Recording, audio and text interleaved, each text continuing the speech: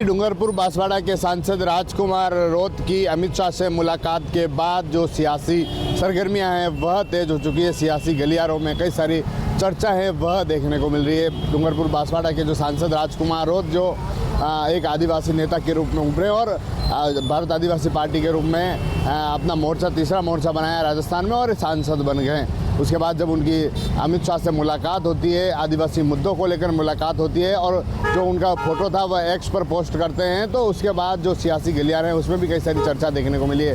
राजकुमार रोत की अमित शाह से मुलाकात हुई और दिल्ली में संसद के दौरान भी उन्होंने कई सारे मुद्दों को उठाया और जब अमित शाह से मुलाकात करने पहुंचे तो वहां पर भी उन्होंने आदिवासियों के जो हित है उनके मुद्दों को उठाया। उन्होंने जो बिल प्रदेश की मांग जो पिछले कई समय से चल रही थी उस मुद्दों बिल प्रदेश की मांग को जोर देने के लिए और अपनी बिल प्रदेश की मांग को लेकर अमित शाह से मुलाकात की। उसके साथ ही जो आदिवासी समाज है उनमें जो 5वीं और जो 6ठी अनुसूची है उनके जो प्रावधान है उनको ज़मीनी स्तर पर लागू कराने की भी मांग की। साथ ही जो भारतीय सेना में जो रेजिमेंट है, जो अलग अलग रेजिमेंट चल रहे हैं उनकी तर्ज पर जो आदिवासी समाज है, आदिवासी समाज का रेजिमेंट बनाने की भी स्थापित करने की मांग की। इसके साथ ही आदिवासियों के लिए ऐसे कई सारे मुद्दे जिनको लेकर उन्होंने अमित शाह से मुलाकात की। काफ़ी देर तक उनकी मुलाकात हुई और मुलाकात के बाद उन्होंने फोटो एक्स पर पोस्ट किया और उसमें लिखा कि अमित शाह से मुलाकात की और मुलाकात के बाद जो बिल प्रदेश बनाने की मांग हो, 5वीं और 6ठी अनुसूची के जो प्रावधान है उनको ज़मीनी स्तर पर लाने और जो आदिवासियों का जो शोषण हो रहा है उन शोषण के खिलाफ आवाज़ उठाने के लिए उस तरह की मुलाकात अब सियासी गलियारे हैं उसमें भी चर्चा देखने को मिल रही है। दूसरी तरफ जो नेता हैं उनमें भी कहीं न कहीं चर्चा देखने को मिल रही है कि राजकुमार रोत की अमित शाह से मुलाकात के बाद कई सारे ऐसे सियासी मायने हैं जो राजनीतिक गलियारों में जो राजनीतिक विश्लेषक है वह निकाल रहे हैं। ऐसी क्या बातें हुई, ऐसे क्या मुलाकातों में क्या विशेष निकल कर आया, यह भी